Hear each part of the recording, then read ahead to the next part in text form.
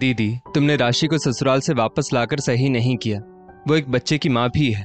छोटी छोटी बातों पर यूं गुस्से में अपनी बेटी को समझाने की बजाय, आपस में सुलह करवाने की बजाय तुम तो उसे अपने साथ वापस ले आई। कविता ने अपनी बड़ी बहन साधना से कहा, अरे ससुराल वाले तो चाहते ही हैं कि उनकी शर्तों के अनुसार पूरी जिंदगी घुट घुट कर काट दे राशि। अब नाक रगड़ते आएंगे वो राशि को मनाने। देखना, घर के चिराग के मुंह में राशि को पूरे सम्मान के साथ ले जाएंगे। एक बार अगर हम उनके सामने झुक गए तो फिर सारी जिंदगी झुककर ही रहना पड़ेगा। देखना, जिस तरह तुम्हारे जीजा जी यानी मेरे पति घर जमाई बनकर रहे, वैसे ही बीवी बच्चे के मुंह में फंसकर राशि का पति सुमित भी अपने माँ बाप को छोड़कर हमेशा के लिए यहाँ आ जाएगा। तू चिंता मत कर। जिस तरह मैं जिंदगी भर शान से अपने हिसाब से जीती आई हूँ, उसी प्रकार से मेरी बेटी भी जिएगी। कमी ही क्या है मेरी बेटी में? पढ़ी लिखी है, सुंदर है, इन सबसे बढ़कर एक बेटे की माँ भी है। जब मैं दो बेटियों के साथ किसी के सामने नहीं झुकी तो मेरी बेटी राशि को ससुराल वालों के सामने झुकने की क्या जरूरत है? साधना बोली। पर दीदी, सब जीजा जी की तरह नहीं होते जो अपने माँ बाप को छोड़ दे। तुम कहीं अपनी बेटी का जीवन बर्बाद तो नहीं कर रही? तुम ओवर कॉन्फिडेंट तो नहीं हो रही? कविता ने संदेह जताते हुए कहा, तू हमेशा से डरपोक थी और डरपोक ही रहेगी। जिंदगी भर संयुक्त परिवार में फंसी रहेगी। अपने लिए आवाज उठानी तक नहीं आती तुझे। साधना बोली। पर मैं खुश हूं दीदी अपने संयुक्त परिवार में। मेरे पति की आंखों में मुझे अपने लिए हमेशा इज्जत और प्यार दिखाई देता है। परिवार में मुझे सबका सहयोग मिलता है। मेरे बच्चों को बड़ों का आशीर्वाद, छोटों का साथ मिलता है। इतने अच्छे संस्कार मिल रहे हैं मेरे बच्चों को, और क्या चाहिए? कविता बोली। साधना और कविता दोनों सगी बहनें हैं। उनके माता पिता की सिर्फ 2 बेटियां थी, बेटा नहीं था। साधना दूध सी सफेद, एकदम राजकुमारी सी खूबसूरत थी।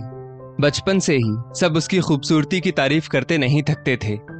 अरे साधना की माँ, साधना के लिए तो एक से बढ़कर एक बड़े घराने के रिश्ते आएंगे। राज करेगी हमारी बेटी, राज।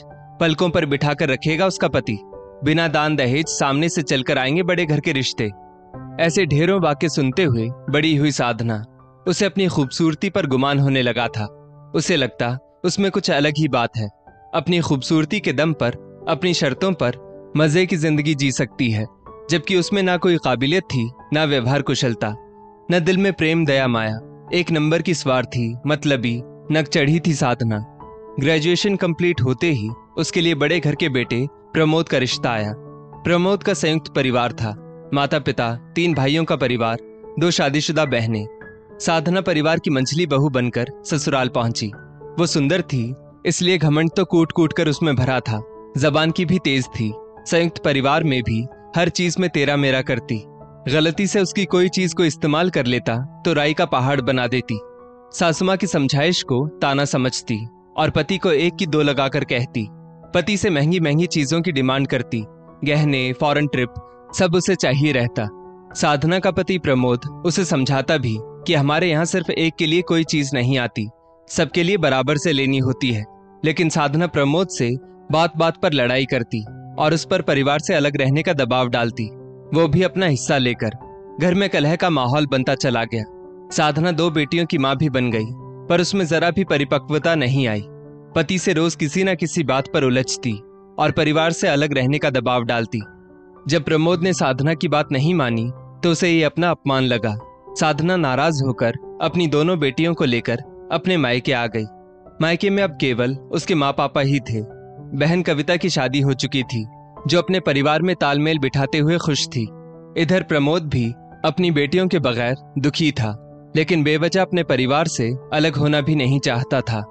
लेकिन प्रमोद के अनुभवी पिता ने बेटे की गृहस्थी टूटते देख प्रमोद को उसके हिस्से का कुछ भाग दे दिया और साधना के पास मायके भेज दिया।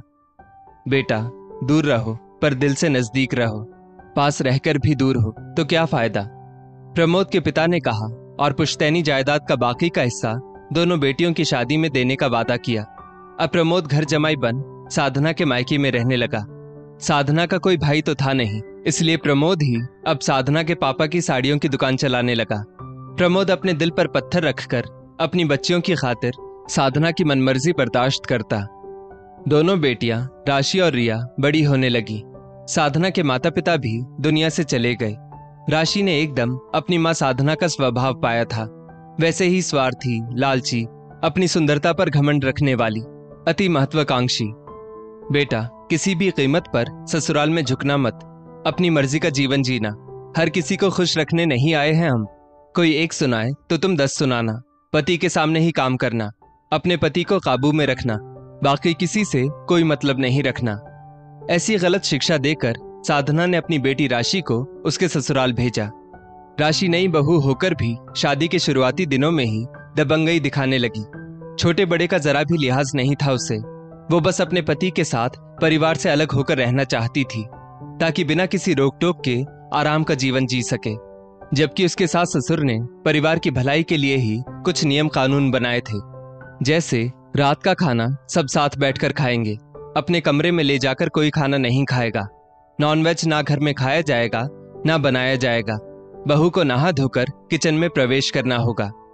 साधना ने अपनी बेटी के लिए बड़ा पैसे वाला व्यावसायिक परिवार तो ढूंढा, लेकिन उसमें घुल मिलकर रहने के उसे सलीके नहीं सिखाए। बेटी को परेशान देख साधना ने अपने दामाद से कहा, देखो सुमित, तुम्हें राशि और अपने माता पिता में से किसी एक को चुनना होगा। मेरी मानो, यहाँ हमारे घर में शिफ्ट हो जाओ। वहां तो तुम्हारे माता पिता के पास तुम्हारे भाई भाभी तो हैं ही। साधना ने अपने दामाद से कहा, लेकिन मैं घर जमाई नहीं बनना चाहता। वैसे भी राशि को परिवार का साथ निभाना ही नहीं आता, तो उसमें मेरे या मेरे परिवार की क्या गलती। जानबूझकर वो देर से उठती है, बार बार आपके बुलावे पर मायके जाने की जिद करती है। बच्चा छोटा है, सर्दी गर्मी सब देखना होता है।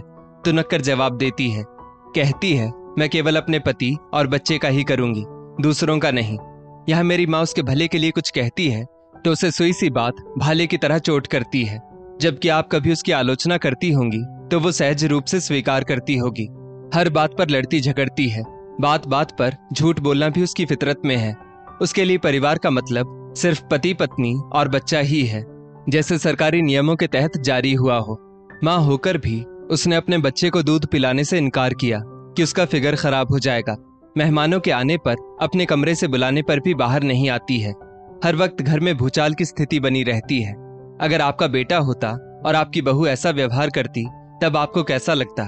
हर वक्त मुझ पर अलग होने का दबाव डालती है, पर मैं किस वजह से अपने परिवार से दूर रहूं, जबकि हमारे घर में राशि को पहनने ओढ़ने खाने पीने किसी प्रकार का बंधन नहीं है। नौकर चाकर सब सुविधा तो है। मेरी भाभी पिछले 7 साल से बड़ी खुशी से सामंजस्य बनाकर रह रही है। राशि मेरे और मेरे परिवार के बीच खाई पैदा करने की कोशिश करती है। साधना अपनी बेटी राशि को उसके ससुराल से मायके ले आई और अपने दामाद से साफ तौर पर कह दिया कि वो अपने माता पिता से अलग होकर राशि के साथ गृहस्थी बसाए, नहीं तो तलाक के लिए तैयार रहे। राशि का पति सुमित अपने परिवार से अलग होने को राजी नहीं हुआ, क्योंकि वो जानता था कि राशि गलत है, भरोसे के लायक नहीं है। वो बस अपनी खुशी देख रही है, उसके परिवार के खिलाफ झूठ बोल रही है, रिश्तेदारी समाज में उनका तमाशा बना रही है। सुमित ने राशि से फोन पर बात करके उसकी सारी धमकी रिकॉर्ड कर ली। वो जानता था कि पत्नी अगर क्रूरता करे तो तलाक का आधार बन सकता है। उसके खिलाफ घरेलू क्रूरता का केस कर सकते हैं। इतना होने के बाद भी सुमित चाहता था कि किसी न किसी तरह से राशि को सद्बुद्धि आ जाए और उसका परिवार बिखरने से बच जाए। पर यहाँ तो राशि की माँ ही उसे गलत सीख दे रही थी। कमजोर पड़ने की जरूरत नहीं है, सारी हेकड़ी निकल जाएगी तेरे पति और ससुराल वालों की। तुम सुंदर हो, बेटे की माँ हो, महिलाओं के पक्ष में कितने कानून हैं, इन सब का इस्तेमाल हम करेंगे। साधना ने राशि को उकसाया। राशि ने अपनी माँ के कहने पर पति और ससुराल वालों के खिलाफ पुलिस में झूठी शिकायत कर दी। उसे दहेज प्रताड़ना के आरोप में फंसाने की धमकी भी दी। लेकिन सुमित ने भी राशि के खिलाफ FIR करवाई, उसके खिलाफ सबूत पेश किए, हिडन कैमरा, वॉइस रिकॉर्डिंग सब दिखाया। आस पड़ोस के लोगों और रिश्तेदारों ने भी राशि के खिलाफ और सुमित के पक्ष में गवाही दी। कोर्ट सच की तलाश करता है और दोषी को दंड देता है। वही हुआ। सुमित को सभी केसों में जमानत मिल गई और राशि पर पति और ससुराल वालों के खिलाफ झूठा केस करने पर मानहानि का केस चला। सुमित ने राशि से तलाक ले लिया। बच्चे की परवरिश के लिए एक मुश्त रकम भी राशि को दे दी।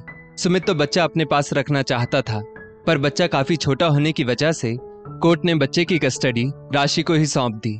कुछ समय बाद सुमित की अच्छे परिवार की संस्कारी लड़की से शादी हो जाती है और अब वो अपनी गृहस्थी में खुश है। वहीं राशि आज भी अकेली है, क्योंकि उसकी और उसकी माँ की फितरत व गैर जिम्मेदार रवैये से सारा समाज परिचित हो चुका था।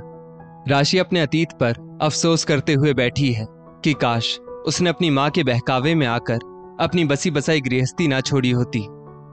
दोस्तों, कभी कभी माता पिता के अज्ञानवश बेटी के घर में अनावश्यक हस्तक्षेप के कारण बेटी का घर बिगड़ने की स्थिति में आ जाता है। इसलिए माता पिता को बेटी के वैवाहिक जीवन में जब तक जरूरत ना हो हस्तक्षेप नहीं करना चाहिए।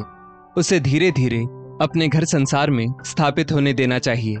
उसे ससुराल में एडजस्ट होने की शिक्षा दीजिए, ना कि गलत करके अपने घर को खराब करने की। इस स्टोरी को लेकर आपकी क्या राय है, नीचे कमेंट करके जरूर बताइएगा। और ऐसी ही और भी बेहतरीन वीडियोस के लिए हमारा पेज जरूर फॉलो करें। धन्यवाद।